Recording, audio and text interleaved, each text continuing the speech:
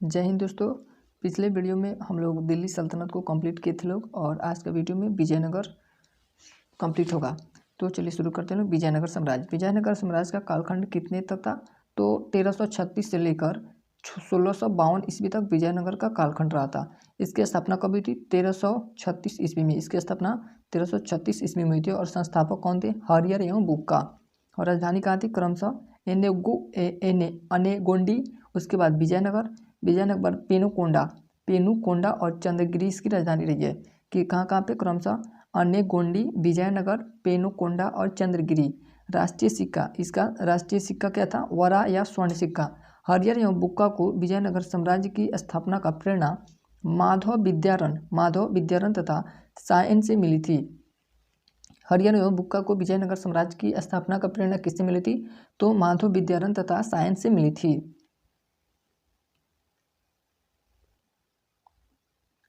विजयनगर पर शासन करने वाले राजवंश। विजयनगर पर शासन करने वाले कौन कौन से राजवंश हुए? तो पहला था संगम वंश, जिसका शासनकाल 1336 ईस्वी से लेकर 1485 ईस्वी तक रहा था। इसमें कौन कौन से राजा हुए थे? हरियर एवं बुक्का। उसके बाद सालू वंश, इसका शासनकाल 1485 से लेकर 1505 ईस्वी तक रहा। इसमें नरसिंह सालू ने शासन किया था। उसके बाद था तुलु वंश का शासनकाल 1505 ईस्वी से लेकर 1565 ईस्वी तक रहा। वीर नरसिंह तालीकोटा युद्ध से समाप्त हुआ था। वीर नरसिंह, इनका अंत कब हुआ था? तालीकोटा युद्ध में समाप्त हो गया था। उसके बाद चौथा वंश था अरविडी वंश का शासनकाल 1570 से लेकर 1652 ईस्वी तक रहा। और इसमें कौन से शासक थे? तो तिरुमल थे। हरिहर प्रथम का शासनकाल 1336 से लेकर 1356 ईस्वी तक रहा था। कितने साल? 20 साल रहा था। हरिहर प्रथम के बाद उसका भाई बुक्का प्रथम शासक बना। वेदमार्ग प्रतिष्ठापक की उपाधि धारण की। किसने? बुक्का प्रथम ने वेदमार्ग प्रतिष्ठापक की उपाधि धारण की। बुक्का प्रथम ने चीन में एक दूत मंडल भेजा। इसने 1356 से लेकर 1377 19 वर्षों तक शासन किया था। बुक्का प्रथम कितने वर्षों तक शासन किया था? तो 19 वर्षों तक शासन किया था। बुक्का प्रथम के बाद हरिहर द्वितीय शासक बनता है, जिसका शासनकाल 1377 से लेकर 1404 ईस्वी तक रहा। कितने वर्षों तक? 17 साल तक विजयनगर की गद्दी पर बैठा। इसने राजा धीराज तथा राज परमेश्वर की उपाधि धारण की। किसने? राजा धीराज और राज परमेश्वर की उपाधि धारण की। तो यह हरिहर द्वितीय ने राजा धीराज की उपाधि और राज परमेश्वर की उपाधि धारण की। इसकी महान उपलब्धि मुस्लिम राज्यों से गोवा, चोल तथा दाभोल बंदरगाह जीतना था। सायनाचार्य हरिहर द्वितीय का प्रधानमंत्री था। हरिहर द्वितीय का प्रधानमंत्री कौन था? तो सायनाचार्य हरिहर द्वितीय के प्रधानमंत्री थे। उसके अभिलेख में माधव विद्यारण को, किसके अभिलेख में?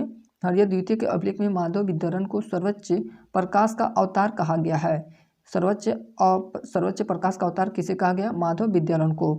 हरिहर द्वितीय का शासनकाल 1406 से लेकर 1422 ईस्वी तक रहा। उसके बाद देवराय प्रथम शासक बनता है और यह 16 वर्षों तक शासन करता है। इसके समकालीन बहमनी शासक, इसके समस्त चल रहे थे। समकालीन बहमनी शासक ताजुद्दीन फिरोज शाह ने इसे बुरी तरह हारना पड़ा था। किससे? तो ताजुद्दीन फिरोज शाह से यह कौन हार गया था? तो यह देवराय प्रथम हार गया।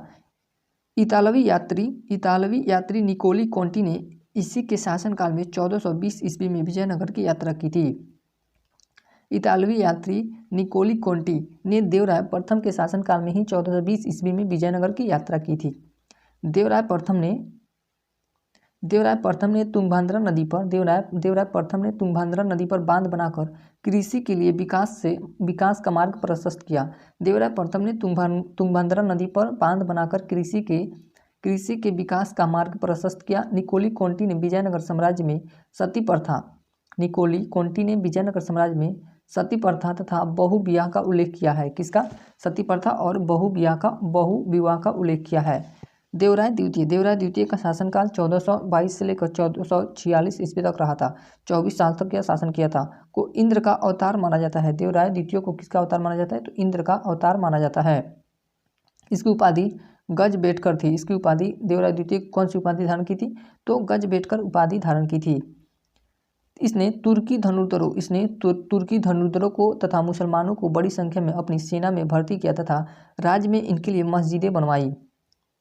देवराय द्वितीय अपने सिंहासन के एक ओर कुरान तथा एक ओर गीता या वेद रखता था। देवराय द्वितीय अपने सिंहासन के एक ओर कुरान तथा एक ओर गीता या वेद रखता था। देवराय द्वितीय के काल में ईरान के शासक मिर्जा शाहरस कौन थे? ईरान के शासक मिर्जा शाहरस का दूत अब्दुल रज्जाक ने विजयनगर की यात्रा की। अब्दुल रज्जाक किसके शासनकाल में विजयनगर की यात्रा की थी? तो वह देवराय द्वितीय के शासनकाल में। देवराय द्वितीय का दरबारी कवि दीन दीमा था। देवराय द्वितीय का दरबारी कवि कौन था? दीन दीमा था। तेलुगु के प्रसिद्ध कवि श्रीनाथ ने दीन दीमा को शास्त्रार्थ में पराजित किया तथा देवराय से कवि सार्वभौम की उपाधि प्राप्त थी। कवि सार्वभौम की उपाधि किसने धारण की थी? तो श्रीनाथ ने दीन दीमा को पराजित करके शास्त्रार्थ में पराजित किया और कवि सार्वभौम की उपाधि धारण किया।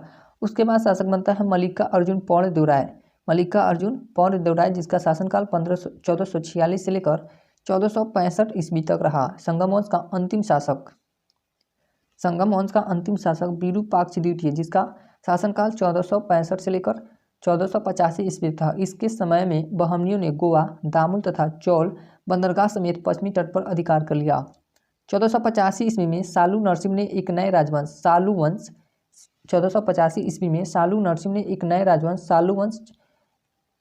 सालू वंश का कालखंड क्या था? 1485 से लेकर 1505 ईस्वी तक स्थापना की। सालू वंश की स्थापना किसने की थी? तो सालू नरसिंह ने स्थापना की थी। नरसिंह सालू के 2 पुत्र थे। नरसिंह सालू के कितने पुत्र थे? 2 पुत्र। पहला पुत्र का नाम था तीमा तथा दूसरा पुत्र था इम्मादी नरसिंह। दूसरा पुत्र का नाम क्या था? इम्मादी नरसिंह। नरसिंह सालू की मृत्यु के बाद उसके पुत्रों के संरक्षण के रूप में नरेश नायक ने सत्ता का उपभोग किया। नरसा नायक के पुत्र वीर नरसिंह ने नरसा नायक के पुत्र कौन था? वीर नरसिंह था। वीर नरसिंह ने इम्माडी नरसिंह की हत्या करके तुलु राजवंश की नींव डाली। तुलु राजवंश की नींव किसने डाली? तो यह वीर नरसिंह ने इम्माडी नरसिंह की हत्या करके तुलु राजवंश की नींव डाली। अब है तुलु वंश का कालखंड कितना था? तुलु वंश का कालखंड 1505 से लेकर 1565 ईस्वी तक रहा था। 1505 से लेकर 1565 ईस्वी तक रहा था।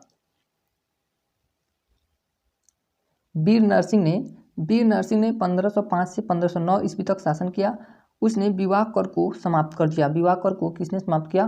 तो वीर नरसिंह ने विवाह कर को समाप्त कर दिया। वीर नरसिंह के बाद उसका छोटा भाई कृष्णदेवराय शासक बनता है। कृष्णदेवराय किसका छोटा भाई था? तो वीर नरसिंह का छोटा भाई था। इसने आंध्रभोज यवन राज्य स्थापनाचार्य जैसी उपाधि धारण की। किसने? कृष्णदेवराय ने। यह तुलु वंश का महान शासक था। तुलु वंश का महान शासक कौन था? तो कृष्णदेवराय था। कृष्णदेवराय बाबर का समकालीन था। किसका समकालीन था? तो बाबर का समकालीन था।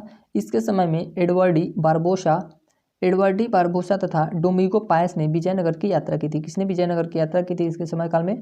तो एडवर्डी बारबोसा और डोमिगो पायस ने विजयनगर की यात्रा की थी। दोनों पुर्तगाली थे। ये दोनों कहाँ के यात्री थे? तो पुर्तगाली यात्री थे। ब्यास राज कृष्णदेवराय के राजगुरु थे। कृष्णदेवराय के राजगुरु कौन थे? तो ब्यास राज थे।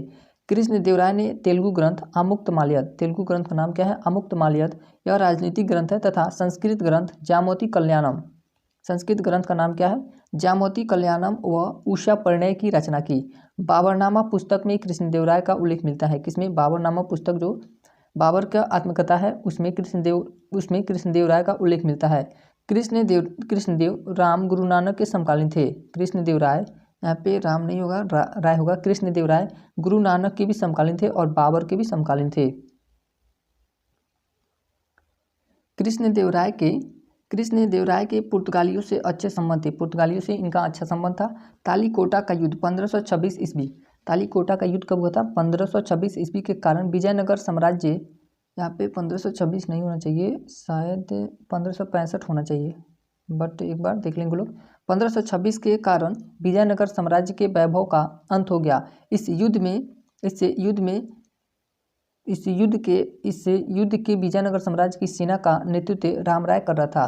तालीकोटा का युद्ध जब हुआ था तो उस समय विजयनगर साम्राज्य की सेना का नेतृत्व कौन कर रहा था? तो रामराय कर रहा था। कृष्णदेवराय के दरबार में रहने वाले 8 तेलुगु कवियों को अष्टदिग्गज कहा जाता है। कृष्णदेवराय के दरबार में 8 तेलुगु कवि रहते थे जिन्हें अष्टदिग्गज कहा जाता था।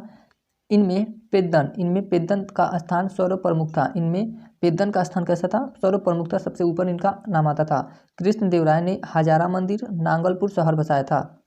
कृष्णदेवराय के कार्यों का उल्लेख किया गया है, जैसे हजारा मंदिर का निर्माण करवाया था और नांगल शहर बसाया था। उसके बाद विट्ठल स्वामी मंदिर बनवाया था तथा चिदम्बरम मंदिर का निर्माण कराया था। चिदम्बरम मंदिर का निर्माण कराया था। तदाप्ती तथा पार्वती मंदिर अंबारम बनवाया था। अपनी पत्नी की स्मृति में हॉर्सपेट नामक नगर बसाया था। नगर का नाम क्या था? हॉर्सपेट। कांचीपुरम का वरदराज मंदिर तथा एकम्बरनाथ मंदिर का भी निर्माण करवाया था।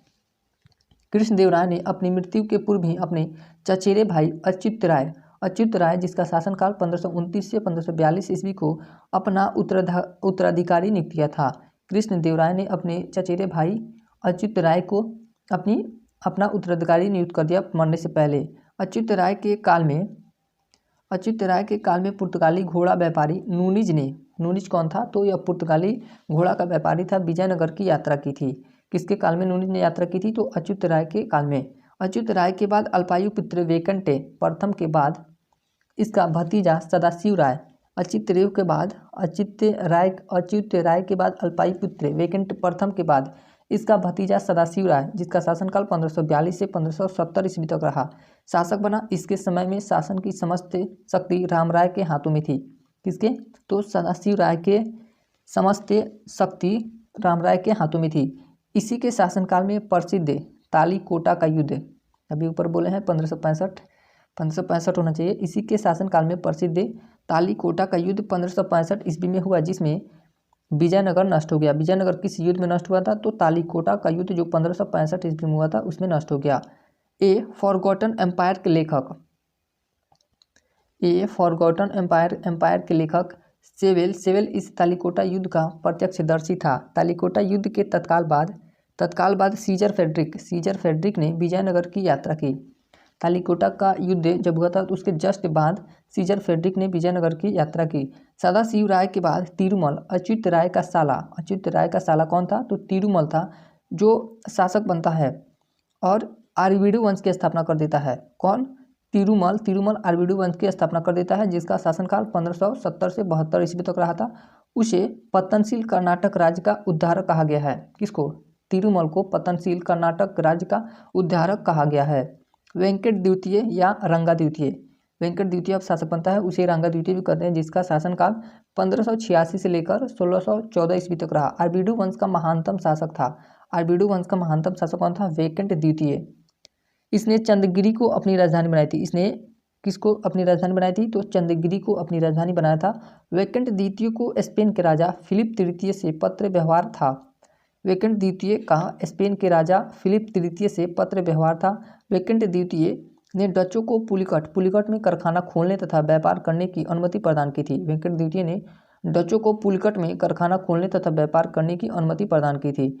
उसके बाद शासक बनता है श्रीरंग तृतीय, जिसका शासनकाल 1642 से लेकर 1652 ईस्वी तक आरवीडु वंश व विजयनगर का अंतिम शासक था। आरवीडु वंश और विजयनगर का अंतिम शासक कौन था? श्रीरंग तृतीय। प्रशासन एवं संस्कृति, विजयनगर की प्रशासन कैसी थी और वहाँ की संस्कृति कैसी थी? युवराज का राज्याभिषेक पट्टाभिषेकम कहलाता था। युवराज का जो राज्याभिषेक होता था उसे क्या कहते थे? पट्टाभिषेकम कहते थे। राजा का अभिषेक राज परिषद करती थी। राजा का अभिषेक कौन करता था? तो राज परिषद करती थी। विजयनगर कालीन प्रधानी या महाप्रधानी की तुलना मराठा कालीन पेशवा से की जा सकती है। माननीय प्रधान कौन होता था? गृह मंत्री। रायसम कौन होता? राजा के मौखिक आदेशों का लेखक। कनिकम लेखा अधिकारी होता था। सर्वनायक मुख्य सचिव होता था। सर्वनायक क्या होता था? तो वह मुख्य सचिव होता था। इंपॉर्टेंट, महानायकाचार्य इंपॉर्टेंट है।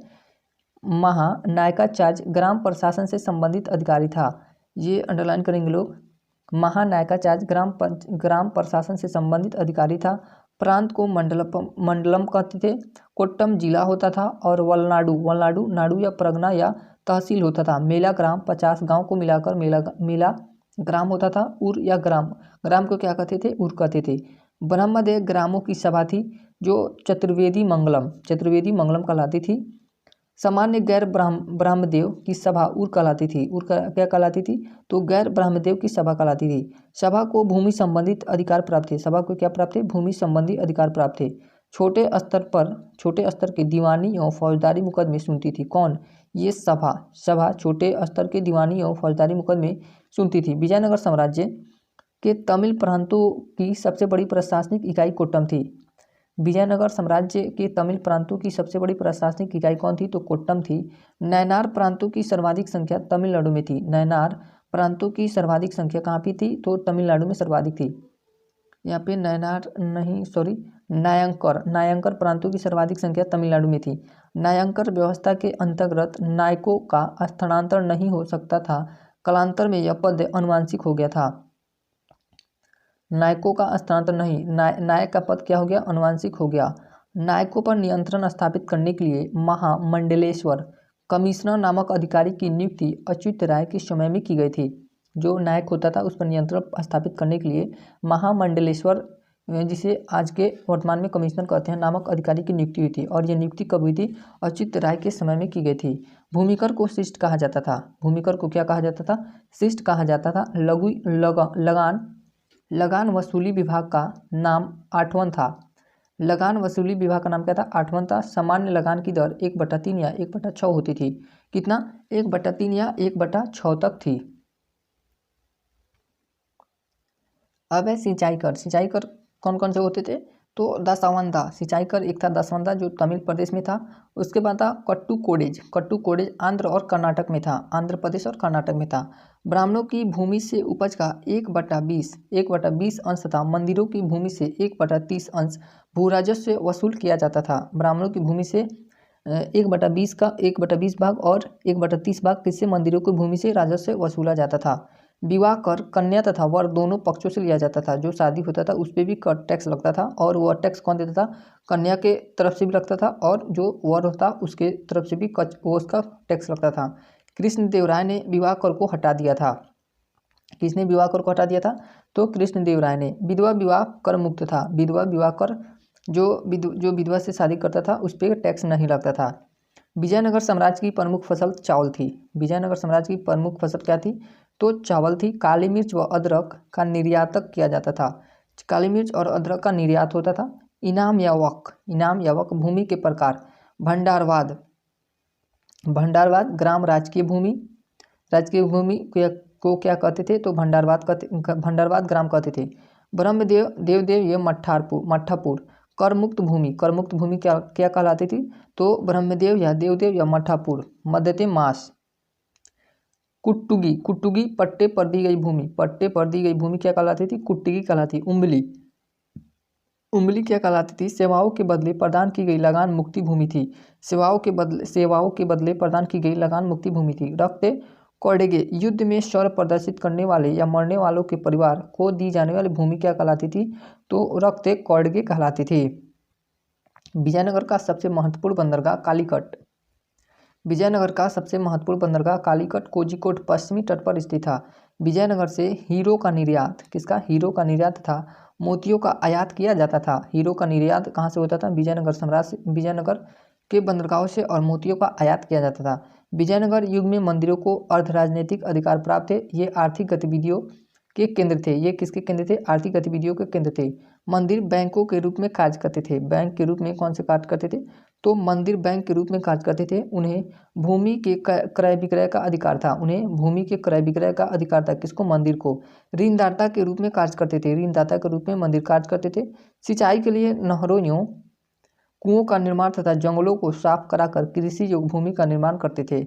विजयनगर का सर्वाधिक प्रसिद्ध सिक्का वराह या स्वर्ण था। विजयनगर का सर्वाधिक प्रसिद्ध सिक्का क्या था? तो वराह या स्वर्ण था। इसका वजन 52 ग्रेन था। इसका वजन कितना था? 52 ग्रेन होता था। इसे हुंड प्रदोष या पगोड़ा के नाम से जाना जाता था। इसे किस नाम से जाना गया है? तो हुंड या प्रदोष पगोड़ा के नाम से भी जाना जाता है। प्रताप 26 ग्रेन का होता था। फर्णम 5.5 ग्रेन का होता था।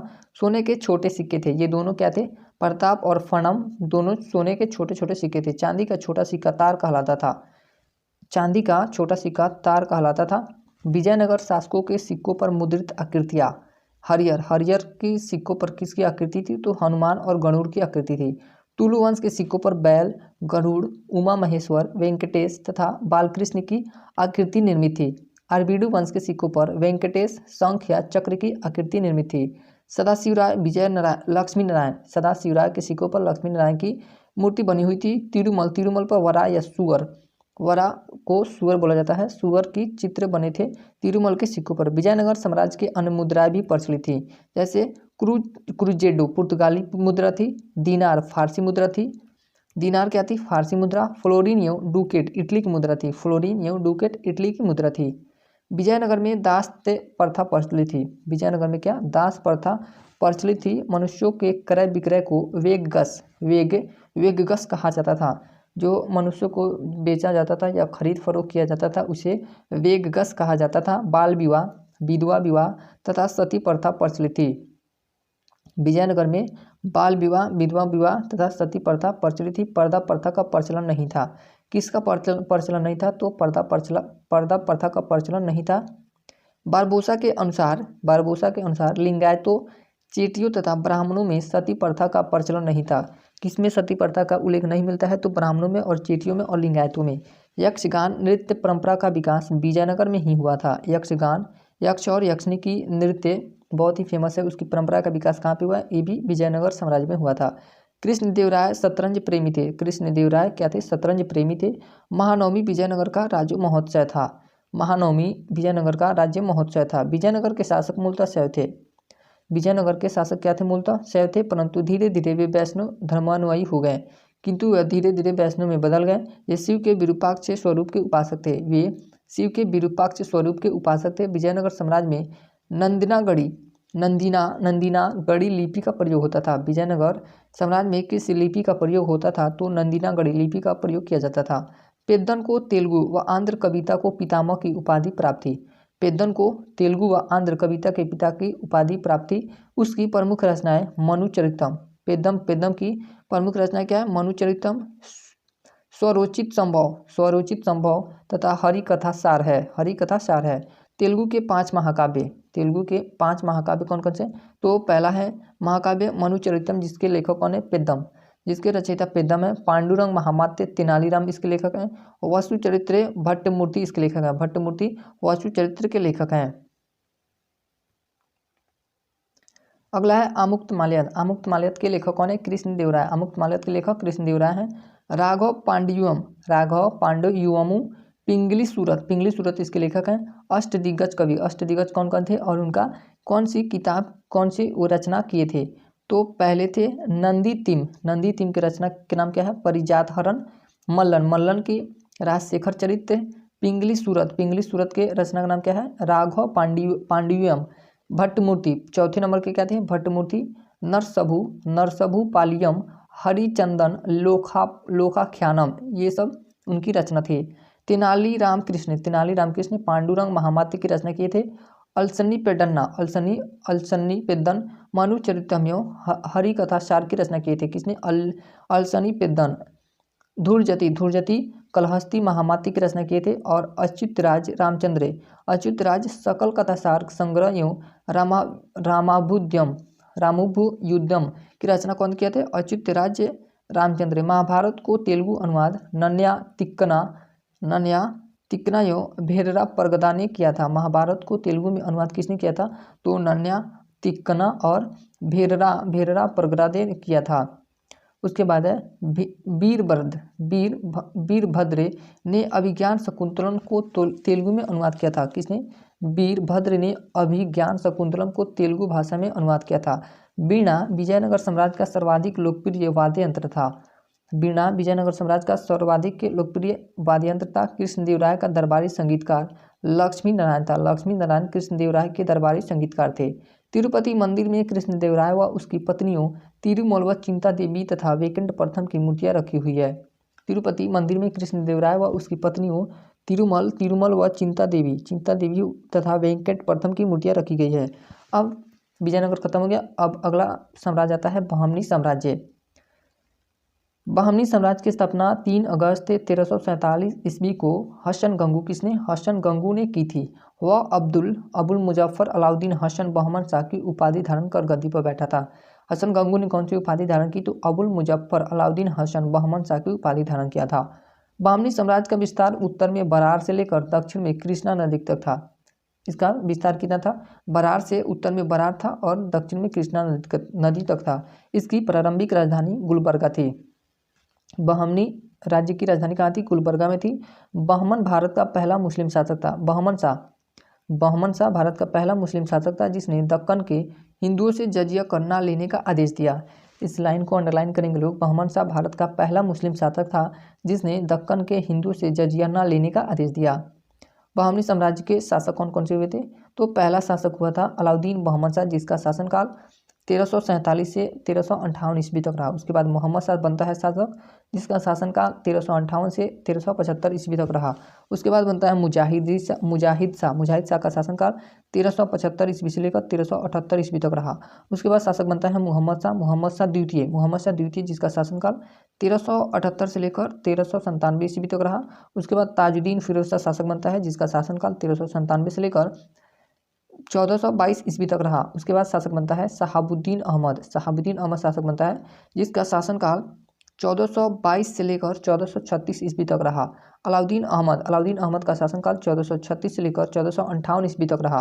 हुमायूं, ये मुगल काल का हुमायूं नहीं है, ये बहमनी साम्राज्य का हुमायूं है जिसका शासनकाल 1458 ईस्वी से लेकर 1461 ईस्वी तक रहा। शहाबुद्दीन अहमद तृतीय का शासनकाल 1463 ईस्वी से लेकर 1482 ईस्वी तक रहा था। मोहम्मद शाह जिसका शासनकाल 1358 से लेकर 1375 ईस्वी तेलंगाना के शासक कायप नायक को पराजित करके उसे से तख्ते फिरोजा प्राप्त किया।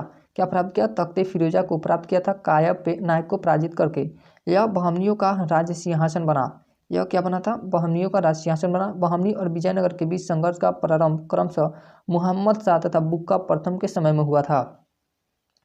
बहमनी और विजयनगर के बीच संघर्ष का प्रारंभ क्रमशः किसके बीच हुआ था? तो मोहम्मद शाह और बुक्का प्रथम के समय में ही हुआ था। पहले से ही युद्ध में मोहम्मद शाह ने बुक्का प्रथम के विरुद्ध बारूद का प्रयोग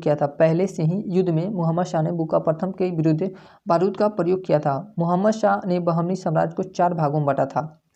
मोहम्मद शाह ने बहमनी साम्राज्य को कितने भागों में बांटा था? तो 4 भागों में बांटा था। पहला था दौलताबाग, दूसरा बरार, तीसरा बीदर, चौथा गुलबर्गा। दौलता में तरफदार की उपाधि मनसदे आली। बरार में इसको क्या उपाधि? मजलिस आली उपाधि मिली थी। बीदर आजम हुमायूं। गुलबर्गा मलिक नायब। बहमनी शासकों में सर्वप्रथम ताजुद्दीन फिरोज शाह जिसका शासनकाल 1397 से लेकर 1422 ईस्वी ने विद्वान हिंदुओं तथा ब्राह्मणों को उच्च पदों पर नियुक्त किया था। बहमनी शासकों में जो ताजुद्दीन फिरोज शाह था वह विद्वान जो हिंदू थे और ब्राह्मणों को उच्च पदों पर नियुक्त किया था। ताजुद्दीन फिरोज शाह ने तैमूर के आक्रमण से पूर्व अपना दूत उसके पास भेजा था। ताजुद्दीन फिरोज शाह ने हरियर द्वितीय को पराजित करके रायचूर द्वीप पर अधिकार कर लिया। हरियर द्वितीय के पुत्र देवराय प्रथम को सुनार की बेटी का युद्ध, ये युद्ध का नाम क्या है? देवराय प्रथम सुनार की बेटी का युद्ध में पराजित किया तथा उसकी बेटी से विवाह की शर्त रखी। हरियर द्वितीय के पुत्र का नाम क्या था? देवराय प्रथम। और देवराय प्रथम से युद्ध हुआ किसको? फिरोज शाह, ताजुद्दीन फिरोज शाह से। युद्ध का नाम क्या था? सुनार की बेटी का युद्ध। और यह युद्ध फिरोज शाह जीत गया और उसमें इसकी बेटी से विवाह का शर्त रखा। शहाबुद्दीन अहमद प्रथम का शासनकाल 1422 से 1436 ईस्वी को संत वली के नाम से जाना जाता था। शहाबुद्दीन अहमद किस नाम से जाना जाता था? तो संत वली के नाम से जाना जाता था। इसने गुलबर्गा के स्थान पर बीदर को अपनी राजधानी बनाया था। शहाबुद्दीन अहमद प्रथम ने गुलबर्गा के स्थान पर बीदर को अपनी राजधानी बनाया था। महमूद गवाह का पहली बार उल्लेख सुल्तान अलाउद्दीन अहमद द्वितीय जिसका शासनकाल 1336 से लेकर 1358 के काल में मिलता है, जब उसे नालगोंडा के विद्रोह का दमन करने के लिए नियुक्त किया गया था। बहमनी शासक कौन था? हुमायूं जिसका शासनकाल 1458 से लेकर 1461 ईस्वी तक था, को जालिम तथा दक्कन का नीरो कहा जाता है। दक्कन का नीरो और जालिम किसे कहा जाता है? तो बहमनी शासक हुमायूं को कहा जाता है। रूसी व्यापारी निकितीन, रूसी व्यापारी कौन था? निकितीन। और शमसुद्दीन अहमद तृतीय के काल में बीदर आया था। रूसी व्यापारी निकितीन ने शहाबुद्दीन अहमद तृतीय के काल में बीदर आया था। हुमायूं ने महमूद गवा को अपना वजीर नियुक्त किया। हुमायूं ने महमूद गवा को अपना वजीर नियुक्त किया। यहीं से उसका उत्कर्ष का प्रारंभ हुआ। महमूद गवाह के प्रधानमंत्रित्व काल में बहमनी साम्राज्य की सीमाएं पूर्वी समुद्र से पश्चिमी समुद्र तक विस्तृत हो गईं। पश्चिमी तट के प्रमुख बंदरगाह गोवा, बेलगाम तथा दाबोल पर बहमनियों का अधिकार हो गया। महमूद गवाह ने 4 प्रांतों को 8 भागों में विभाजित किया। महमूद गवाह ने 4 प्रांतों को कितने भागों में विभाजित किया? तो बरार को 2 भागों में बांटा, गाविल और माहुर। दूसरा, गुलबर्गा को बीजापुर गुलबर्गा में बांटा। तीसरा, दौलताबाद को दौलताबाद और जुन्नार में बांटा। तेलंगाना को राजमुंद्री और वारंगल में बांटा था। महमूद गवाह ने सैजत उल इंसा तथा दीवाने अख्त नामक ग्रंथों की रचना की थी। महमूद गवाह ने कौन कौन सी पुस्तक की रचना की थी? तो सैजत उल इंसा तथा दीवाने अख्त नामक ग्रंथों की रचना की। शहाबुद्दीन महमूद शाह के समय में बहमनी साम्राज्य 5 खंडों में विभक्त हो गया। शहाबुद्दीन महमूद शाह के समय में बहमनी साम्राज्य कितने खंडों में विभाजित हो गया? तो 5 खंडों में विभाजित हो गया। तो पहला था बीजापुर। पहला कौन था? बीजापुर, जिससे इस पे कौन से वंश थे? आदिल शाही वंश। और इसके संस्थापक कौन थे? आदिल शाही वंश के यूसुफ आदिल शाह। वर्ष 1489 ईस्वी में इसकी स्थापना हुई थी। दूसरा था बरार। बरार के इस पे किस वंश का शासन था? तो इमाद शाही वंश का शासन था। और इसके संस्थापक कौन थे? फतेह उल्लाह इमाद थे। 1490 में इसकी स्थापना हुई थी।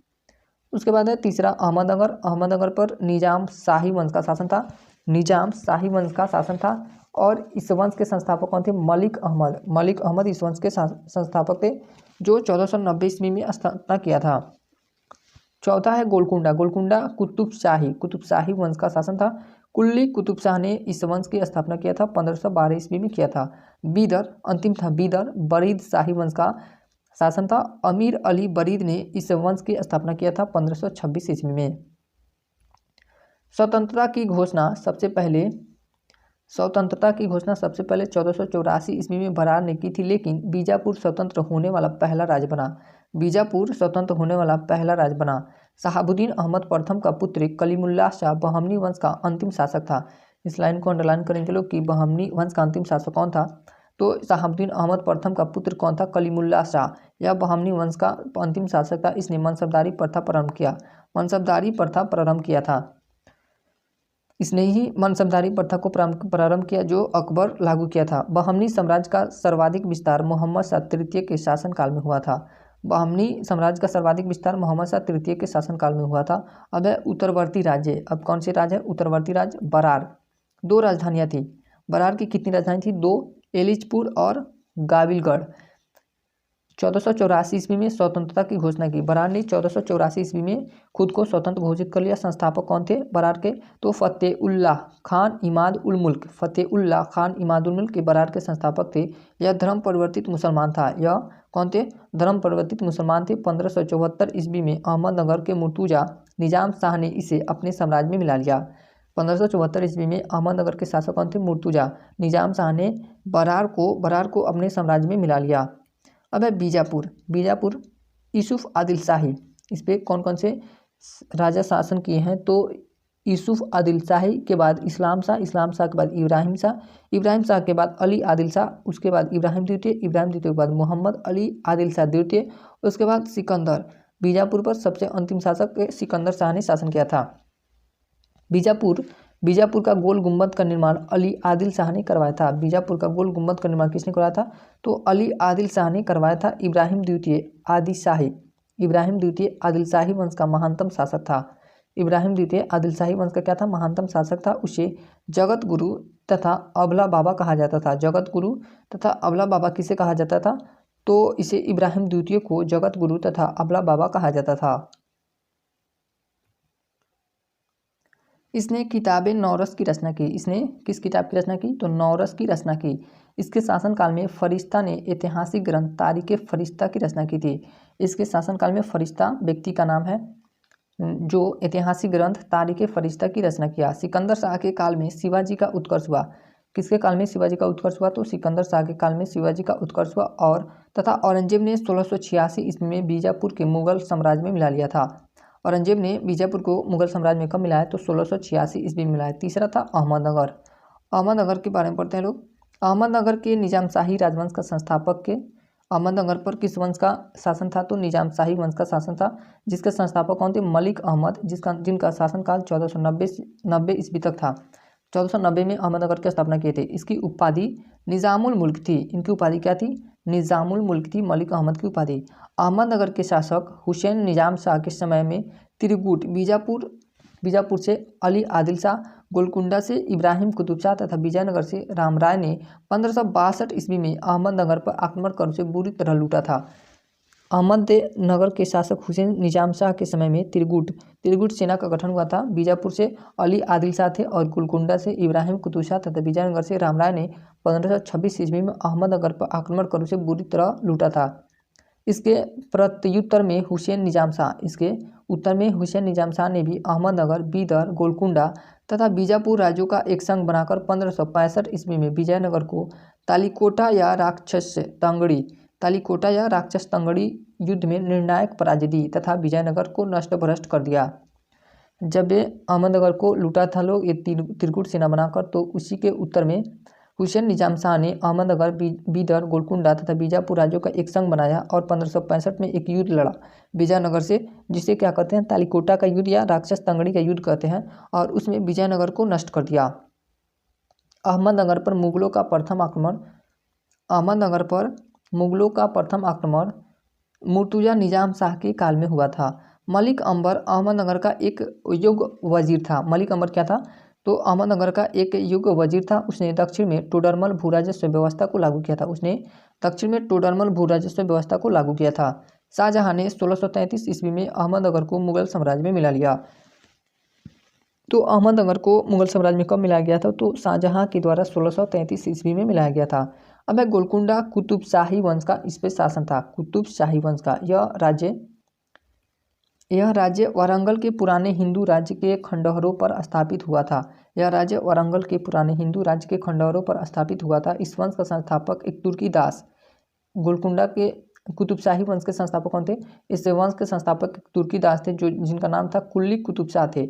मुसलीपट्टनम गोलकुंडा का विश्व प्रसिद्ध बंदरगाह था। कौन? मुसलीपट्टनम गोलकुंडा का विश्व प्रसिद्ध बंदरगाह था। इब्राहिम कुतुब शाह का शासनकाल 1550 से लेकर 1580 ईस्वी विजयनगर के विरुद्ध मुस्लिम राज्यों के संघ में शामिल था। इब्राहिम का पुत्र कौन था? तो मोहम्मद कुली शासक बना। इसने हैदराबाद नगर की स्थापना की। हैदराबाद नगर की स्थापना किसने की? तो मोहम्मद कुली ने की थी। यह किसका पुत्र था? तो इब्राहिम का पुत्र था। मोहम्मद कुली को दक्कनी उर्दू या हिंदवी का जन्मदाता माना जाता है। मोहम्मद कुली को दक्कनी उर्दू या हिंदवी का जन्मदाता माना जाता है। कुतुब शाही वंश का अंतिम शासक अबुल हसन था। 1687 ईस्वी में औरंगजेब ने मुगल साम्राज्य में मिला लिया। कुतुब शाही वंश का जो शासन था गोलकुंडा, उसको 1687 ईस्वी में औरंगजेब ने मुगल साम्राज्य में मिला लिया।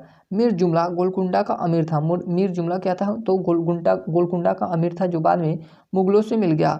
बीदर के बरीद शाही राजवंश के संस्थापक अमीर अली बरीद थे। बीदर के बरीद शाही राजवंश के संस्थापक कौन थे? तो अमीर अली बरीद थे। इसे दक्कन की लोमड़ी कहा जाता था। दक्कन की लोमड़ी किसे कहा जाता था? तो अमीर अली बरीद को कहा जाता था। बीजापुर के शासक इब्राहिम आदिल शाह प्रथम ने बीदर को अपने राज्य में मिला लिया। बीजापुर के शासक कौन थे? इब्राहिम आदिल शाह प्रथम ने बीदर को अपने राज्य में मिला लिया। अब हम लोग का विजयनगर टॉपिक समाप्त हो गया। अब 7वां लेसन है मेडावल हिस्ट्री का स्वतंत्र प्रांतीय राजवंश में पहला है कश्मीर। कश्मीर में स्वतंत्र राज्य की स्थापना 1286 ईस्वी में सिहुदियों ने की थी। कश्मीर की स्थापना किसने की थी? तो 1286 ईस्वी में सिहुदियों ने की थी। इसने 1301 ईस्वी तक शासन किया था। सिहुदियों ने कब तक शासन किया था? तो 1301 ईस्वी तक शासन किया था। इसके बाद इसका भाई सुहादेव शासक बनता है। कौन शासक बनता है? इसका भाई सुहादेव शासक बनता है। इसके काल में कश्मीर पर दलूचा के नेतृत्व में मंगोल आक्रमण हुआ। मंगोल आक्रमण का नेतृत्व कौन कर रहा था? दलूचा। और कश्मीर के शासक कौन थे? सुहादेव के बाद लद्दाख के एक सरदार सुहादेव के बाद लद्दाख के एक सरदार रिंचन ने कश्मीर पर अधिकार कर लिया। इसने सुहादेव के सेनापति रामचंद्र प्रथम की पत्नी रानी कोटा से विवाह किया। रिंचन के बाद उदयनदेव तृतीय कश्मीर का शासक बना। इसने भी रानी कोटा से विवाह किया। रानी कोटा से कौन कौन लोग पे विवाह किए थे? तो 2 लोगों ने विवाह किया था। तो सुहादेव के सेनापति रामचंद्र की पत्नी से विवाह किया था। तो रिचन ने भी रानी कोटा से विवाह किया। और रिचन के बाद उदयनदेव तृतीय कश्मीर का शासक बना और इसने भी रानी कोटा से विवाह किया। उदयनदेव के बाद शाहमीर चतुर्थ ने शमसुद्दीन की उपाधि धारण की तथा कश्मीर का प्रथम मुस्लिम शासक बना। कश्मीर का प्रथम मुस्लिम शासक कौन था? तो शाहमीर चतुर्थ कश्मीर का प्रथम मुस्लिम शासक था। इसने भी रानी कोटा से विवाह किया। रानी कोटा 3 लोगों से विवाह की है, रिंचन से, उदयनदेव तृतीय से और शाहमीर चतुर्थ से। उसके बाद कश्मीर का सुल्तान अलाउद्दीन बनता है, जिसका शासनकाल 1344 से लेकर 1356 ईस्वी तक रहा। ने राजधानी इंद्रकोट से बदलकर श्रीनगर की।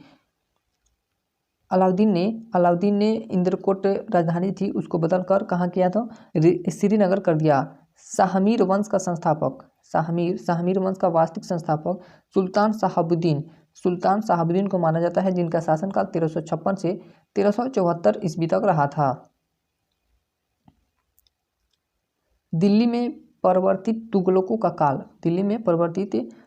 का काल। कश्मीर के शासक सिकंदर, जिनका शासनकाल 1389 से 1413 ईस्वी तक रहा, को बूतसिकन कहा जाता है। सिकंदर को क्या कहा जाता है? बूतसिकन कहा जाता है। तैमूर के आक्रमण से कश्मीर की रक्षा की। किसने? सिकंदर ने तैमूर के आक्रमण से कश्मीर की रक्षा की। इसने माथे पर तिलक लगाना प्रतिबंध कर दिया। सिकंदर ने माथे पर तिलक लगाना प्रतिबंध कर दिया। मूर्तियों को गलाकर सिक्के बनवाए, जजिया लगाया। और जजिया कर भी लगाया। मार्तंड, चक्रधर, त्रिपुरेश्वर एवं अवंतीपुर मंदिर तोड़े। यह सिकंदर ने कौन कौन से मंदिर तोड़े थे? मार्तंड, चक्रधर, त्रिपुरेश्वर तथा अवंतीपुर मंदिर को तोड़े थे। दिल्ली में सैयद वंश और बहलोल का शासनकाल। जैनुल आबिदीन, जिनका शासनकाल 1420 से 1470 ईस्वी तक रहा था। कश्मीर का अकबर किसे कहते हैं? तो जैनुल आबिदीन को। तथा कश्मीर का अलाउद्दीन भी जैनुल आबिदीन को कहा जाता है। उसने नायबे अमीरुल मोमिनीन की उपाधि धारण की। नायबे अमीरुल मोमिनीन की उपाधि धारण की। किसने? जैनुल आबिदीन ने। गौ हत्या पर प्रतिबंध लगा दिया। सती प्रथा की अनुमति। इसके शासनकाल में सती प्रथा की अनुमति थी और गौ हत्या पर प्रतिबंध लगा दिया। यह जजिया समाप्त करने वाला पहला शासक था। यह कुतुब के नाम से फारसी में कविताएं लिखता था। इसकी फारसी कविताओं का नाम क्या था? कुतुब। इसने मुल्ला अहमद को महाभारत, दशावतार तथा रास्तरंगी का फारसी अनुवाद करने के लिए नियुक्त किया। जैनुल आबिदीन की जीवनी जैन प्रकाश का लेखक यदु भट्ट है। जैनुल आबिदीन की जीवनी का नाम क्या है? जैन प्रकाश का लेखक कौन है? यदु भट्ट है। यदु भट्ट ने कौन सी पुस्तक लिखी है? जैन प्रकाश। और जैन प्रकाश में किसकी जीवनी मिलती है? तो जैनुल आबिदीन की जीवनी मिलती है। हसन शाह के काल में 1479 ईस्वी में एक भयंकर अग्निकांड में कश्मीर का पूर्वोत्तर भाग नष्ट हो गया था। अकबर ने 1586 ईस्वी में कश्मीर को जीतकर उसे अपने साम्राज्य में मिला लिया। अकबर ने कश्मीर को कब जीतकर अपने साम्राज्य में मिला लिया? तो 1586 ईस्वी में। अब आता है जौनपुर नगर की स्थापना फिरोज तुगलक ने 1539 में की थी। जौनपुर नगर की स्थापना किसने की? फिरोज तुगलक ने 1359 ईस्वी में की थी। यह दिल्ली सल्तनत के पूर्वी साम्राज्य की राजधानी थी। जौनपुर के स्वतंत्र राज्य की स्थापना मलिक सरवर नामक हिजड़े ने की थी। जौनपुर के स्वतंत्र राज्य की स्थापना किसने की थी? तो मलिक सरवर। यह क्या था? यह हिजड़ा था। इसने 1394 से लेकर 1399 तक शासन किया था। किसने? मलिक सरवर ने जौनपुर पर 1394 से लेकर 1399 ईस्वी तक शासन किया था। सरकी वंश के शासक। अब उसके बाद आता है सरकी वंश का शासक मलिक मुबारक इब्राहिम महमूद मोहम्मद हुसैन शाह। मलिक सरवर के बाद इसका दत्तक पुत्र, गोद लिया हुआ पुत्र मुबारक शाह का पूरा नाम था मलिक मुबारक इब्राहिम मसूद मोहम्मद हुसैन शाह। मुबारक शाह का शासनकाल 1399 से लेकर 1401 ईस्वी गद्दी पर बैठा। सरकी वंश में सुल्तान की उपाधि धारण करने वाला पहला शासक था। इसको अंडरलाइन कर लेंगे लोग। सरकी वंश में सुल्तान की उपाधि धारण करने वाला पहला शासक कौन था? तो मुबारक शाह था। मुबारक के बाद उसका छोटा भाई इब्राहिम शाह गद्दी पर बैठा, जिसका शासनकाल 1401 से 1440 ईस्वी तक रहा। यह सरकी वंश का महानतम शासक था। सरकी वंश का महानतम शासक कौन था? तो इब्राहिम शाह। इब्राहिम शाह ने पांडुओं के चिश्ती संत नूर कुतबे आलम के अनुरोध पर बंगाल पर आक्रमण किया था। सरकी वंश का अंतिम शासक हुसैन शाह था। सरकी वंश का अंतिम शासक कौन था? तो हुसैन शाह था। इसके समय में दिल्ली व जौनपुर के बीच प्रतिद्वंदिता शीर्ष पर थी। इसी के समय में 1505 ईस्वी में सिकंदर लोदी ने जौनपुर को जीतकर दिल्ली में मिला लिया। सिकंदर लोदी ने जौनपुर को कब जीता था? तो 1505 ईस्वी में जीता था और इसे दिल्ली साम्राज्य में मिला लिया। उसके बाद आता है बंगाल में इलियास शाही वंश का संस्थापक। बंगाल में कौन से वंश था? तो इलियास शाही वंश था, जिसके संस्थापक कौन थे? हाजी इलियास थे। इलियास शाही वंश के संस्थापक हाजी इलियास थे। इसने मोहम्मद बिन तुगलक के समय में अली मुबारक की हत्या करके पूरे बंगाल पर अधिकार कर लिया था। किसकी हत्या कर दिया था? तो अली मुबारक की हत्या हाजी इलियास ने करके बंगाल पर अधिकार कर लिया था। इसने सुल्तान शमसुद्दीन इलियास शाह के नाम से 1342 से लेकर 1352 ईस्वी तक शासन किया था। हाजी इलियास के पुत्र सिकंदर शाह, जिनका शासनकाल 1357 से लेकर 1389 तक था, ने सिकंदर शाह ने पांडुआ में अदीना मस्जिद का निर्माण किया। अदीना मस्जिद का निर्माण किसने कराया था? तो सिकंदर शाह ने करवाया था। सिकंदर का पुत्र गयासुद्दीन आजम। सिकंदर का पुत्र का नाम क्या था? गयासुद्दीन आजम बंगाल का एक लोकप्रिय शासक था। कवि हाफिज से उसका पत्र व्यवहार था। 1406 ईस्वी में एक चीनी दूत उसके दरबार में आया था। किसके दरबार में आया था? तो गयासुद्दीन आजम के दरबार में आया था। 1409 ईस्वी में महारत ने धर्मराज को अपना दूत बनाकर उपहारों सहित चीनी सम्राट के दरबार में भेजा। महेंद्र देव ने पांडुआ और चटगांव में बंगला अक्षरांकित सिक्का चलाया था। महेंद्र देव ने पांडुआ और चटगांव में बंगला अक्षरांकित सिक्का चलवाया था।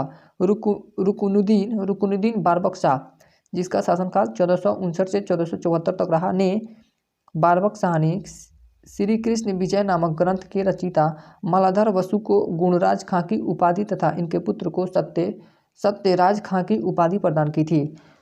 ये जो रुकनुद्दीन बारबक शाह था, श्री कृष्ण विजय नामक ग्रंथ के रचयिता कौन थे? मालाधर को गणराज खां की उपाधि गुणराज खां की उपाधि दिया और उनके पुत्र किनके? मालाधर के पुत्र कौन थे? सत्यराज खां की भी उपाधि दिया था। इसी के समय में कीर्तिवास ने रामायण का बांग्ला में अनुवाद किया था। इस लाइन को अंडरलाइन करेंगे लोग। इसी के समय में, किसके समय में? तो बारबक शाह के समय में कीर्तिवास ने रामायण का बांग्ला में अनुवाद किया था। रामायण का किसमें? तो बांग्ला में अनुवाद किया था।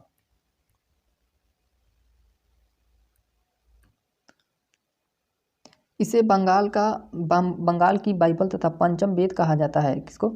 जो पीछे बुक पढ़े हैं लोग, उसको बंगाल की बाइबल तथा पंचम वेद कहा जाता है। बंगाल में दाखिल दरवाजा का निर्माण बारबक शाह ने ही करवाया था। शमसुद्दीन यूसुफ शाह, जिसका शासनकाल 1478 से लेकर 1481 ईस्वी तक रहा, यूसुफ शाह ने राज्य में मद्य निषेध नियम लागू किया। इसने 22 दरवाजा मस्जिद का निर्माण किया था। 22 दरवाजा मस्जिद का निर्माण किसने करवाया था? तो शमसुद्दीन यूसुफ शाह ने करवाया था। हुसैनी वंश का संस्थापक अलाउद्दीन हुसैन थे, जिनका शासनकाल 1493 से 1519 ईस्वी तक रहा। इसने निरिपति तिलक, कृष्ण का अवतार तथा जगत भूषण जैसी उपाधियां धारण की थी। अलाउद्दीन हुसैन कृष्ण अवतार, निरिपति तिलक, जगत भूषण जैसी उपाधियां प्राप्त की थी। यह वैष्णव संत चैतन्य महाप्रभु के समकालीन थे। बाबर के भारत पर आक्रमण के समय बंगाल का शासक नुसरत शाह था। इसको भी अंडरलाइन करेंगे लोग। बाबर के भारत पर आक्रमण के समय बंगाल का शासक नुसरत शाह था, जिसका शासनकाल 1519 से 1532 ईस्वी तक रहा था। इसी के समय सर्वप्रथम पुर्तगाली बंगाल में आए थे। नुसरत शाह ने गौड़ में बड़ा सोना मस्जिद तथा कदम रसूल मस्जिद का बनवाई थी। नुसरत शाह ने गौड़ स्थान का नाम है, जहाँ पे बड़ा सोना मस्जिद तथा कदम रसूल मस्जिद बनवाई थी। काशीराम ने बांग्ला भाषी महाभारत की रचना की थी। काशीराम किसने महाभारत को बांग्ला में लिखी थी? तो काशीराम ने बांग्ला भाषा में लिखा था। हुसैन शाही वंश का अंतिम शासक गयासुद्दीन महमूद था। हुसैन शाही वंश का अंतिम शासक कौन था? गयासुद्दीन महमूद था, जिसका शासनकाल 1533 से लेकर 1538 ईस्वी तक रहा। इसके काल में शेर शाह ने बंगाल पर अधिकार कर लिया। इसके काल में किसके? तो गयासुद्दीन महमूद के काल में ही शेर शाह ने बंगाल पर अधिकार कर लिया।